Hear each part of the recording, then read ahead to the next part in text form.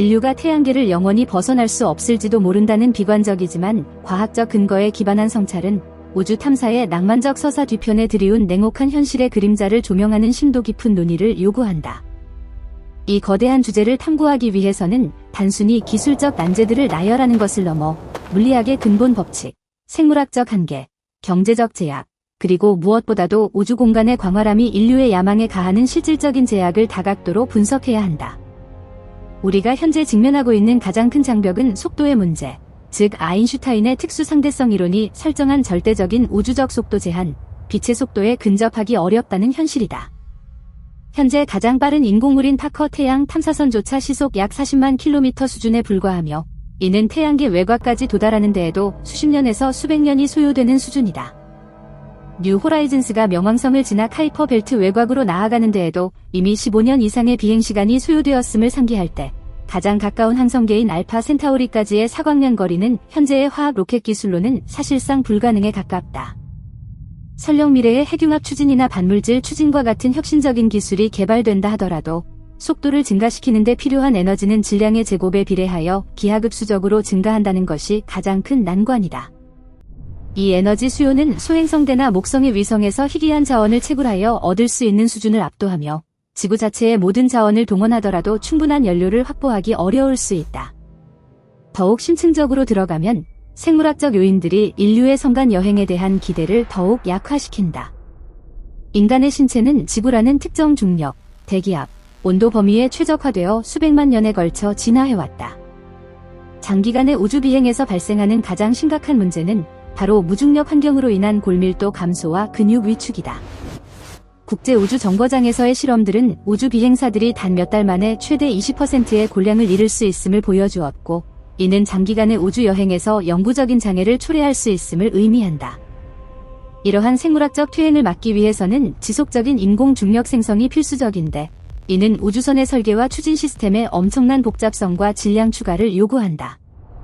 또한 우주 방사선 노출의 문제는 치명적이다. 태양계 내부에서는 지구 자기장과 대기의 보호를 받지만 성간 공간으로 나아가면 은하 우주선, 즉 초고에너지 입자들이 아무런 방어막 없이 우주선을 관통한다.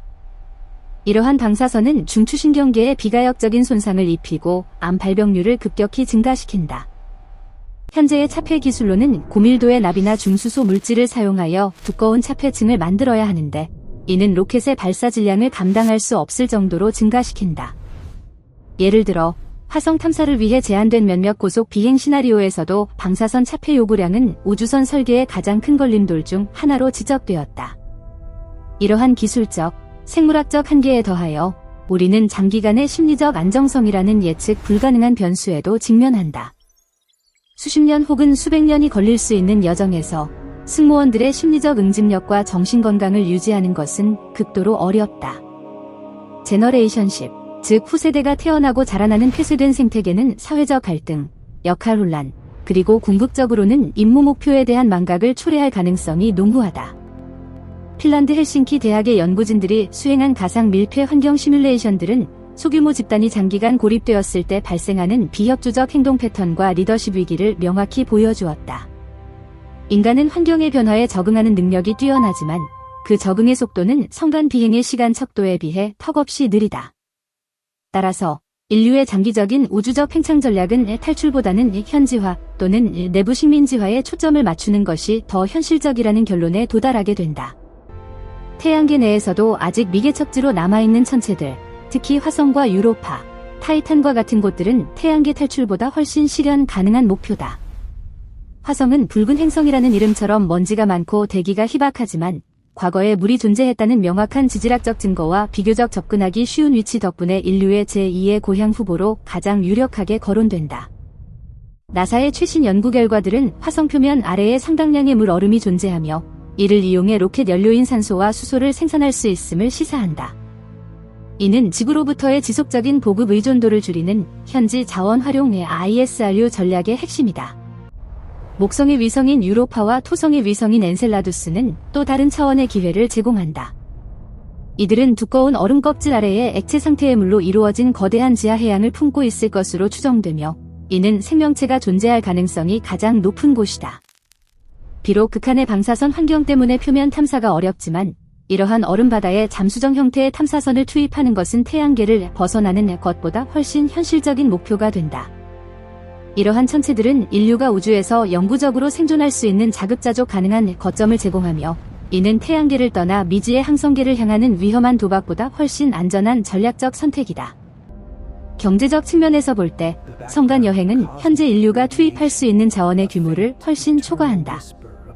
제임스 웹 우주망원경 JWST를 건조하고 운영하는 데 수십억 달러가 소요되었으며 이는 지구 궤도 내에서의 단일 프로젝트였다. 성간 항행을 위한 초광속에 가까운 추진 시스템을 개발하고 수천 명의 인원을 수백 년 동안 부양할 수 있는 거대한 우주선을 건조하는 데 필요한 비용은 전 지구적 국내 총생산, GDP를 수십 년간 오직 우주 개발에만 투자해야만 간신히 논의할 수 있는 수준이다. 현재 전 세계 국방비 지출 총액조차도 성간 여행의 현실적인 요구사항에는 턱없이 부족하다. 칼 세이건이 상상했던 것처럼 태양계 전체의 자원을 활용하는 다이슨 구체나 칼다셰프 척도의 타입2 문명으로 진입하는 것이 성간 항해의 전제 조건일 수 있다. 그러나 현재 인류는 칼다셰프 척도에서 여전히 타입0 문명의 단계에 머물러 있으며 태양 에너지의 일부만을 사용하고 있을 뿐이다. 더 나아가 우리가 성간 여행을 시도한다 해도 마주하게 될 페르미 역설의 그림자를 간과할 수 없다. 우주에는 수천억 개의 은하와 그보다 더 많은 별들이 존재하며 그중 상당수는 지구와 유사한 환경을 가질 것으로 추정된다. 그렇다면 왜 우리는 그토록 조용한가? 만약 고도의 지적 생명체가 흔히 존재한다면 그들은 왜 태양계에 도착하지 않았는가? 이에 대한 몇 가지 가설 중 하나는 대여과기, 그레이 필터, 가설이다. 이 가설에 따르면 생명체가 지적인 문명으로 발전하여 성간 여행이 가능한 수준에 도달하는 과정 중 극복하기 거의 불가능한 치명적인 장벽이 존재한다는 것이다. 이 필터는 과거에 존재했을 수도 있고, 생명의 기원 자체가 극히 드문 사건, 혹은 우리 앞에 놓여 있을 수도 있다. 만약 후자라면 성간 여행을 시도하는 문명은 그 과정에서 자멸하거나 우주적 재앙으로 소멸할 가능성이 높다. 핵전쟁, 통제 불가능한 인공지능의 출현, 혹은 환경 붕괴와 같은 자기 파괴적 경향이 대여과기일 수 있으며 이는 인류가 태양계를 벗어나기 전에 스스로를 멸망시키는 시나리오로 이어진다. 이러한 현실 인식은 탐사의 목적 자체를 재정의하게 만든다. 만약 탈출이 불가능하다면 우리는 태양계 내에서 인류의 생존과 지식의 보존을 극대화하는 방향으로 전략을 수정해야 한다. 이는 태양계의 다양한 환경에 적응하고 번성하는 다중 행성종으로의 진화, 즉 인류의 생물학적 다양성 확장으로 귀결된다. 화성 거주자들은 지구인과는 다른 환경 압력 하에서 수세대에 걸쳐 유전적, 생리학적 변화를 겪을 것이며 이는 최종적으로는 인간종의 분화를 가져올 것이다. 예를 들어 저중력 환경은 장기적으로 더 가볍고 키가 큰 신체 구조를 선호하게 만들 수 있다. 엔지니어링적 관점에서 이주민들은 방사선 차폐를 위해 지하도시에 거주하게 될 것이며 이는 지구 중심의 생물학적 모델에서 벗어나게 한다. 양자 역학과 정보이론의 관점에서 성간 여행의 또 다른 근본적인 비관론은 정보 전송의 한계에 기인한다. 우리가 실제로 성간 여행을 한다고 가정하더라도 태양계 바깥에서 얻은 모든 과학적 발견이나 새로운 지식은 빛의 속도를 넘어서 전달될 수 없다. 이는 실시간적인 우주적 규모의 통제가 불가능함을 의미한다. 만약 알파 센타우리계에 도달한 탐사대가 지구로부터 수백 년 전에 출발했다면 그들의 활동에 대한 피드백은 수십 년 후에야 도달할 수 있다. 이는 지구가 멸망한 후에도 수백 년 동안 탐사대가 지구의 운명을 모르고 임무를 수행해야 함을 뜻한다. 이러한 정보의 지연은 실시간 인류라는 개념을 근본적으로 훼손하며 인류 문명의 통일성을 유지하기 어렵게 만든다. 따라서 태양계 내부에서 태양 에너지를 최대한 활용하여 거대한 컴퓨팅 및 데이터 저장 시설을 구축하는 것이 수백 년의 비행시간과 정보의 단절을 감수하는 성간 여행보다 문명의 영속성 측면에서 더 효율적일 수 있다. 이러한 다각적인 분석을 종합해 볼 때 인류가 태양계를 벗어나는 것은 단순한 기술적 진보의 문제가 아니라 현 우주론과 물리학이 설정한 절대적 제약, 생물학적 진화의 느린 속도, 그리고 천문학적 비용 문제로 인해 가로막힌 궁극의 장벽이라는 결론에 이르게 된다. 태양계는 우리의 요람일 뿐만 아니라 우리의 필연적인 감옥이 될 가능성이 높다.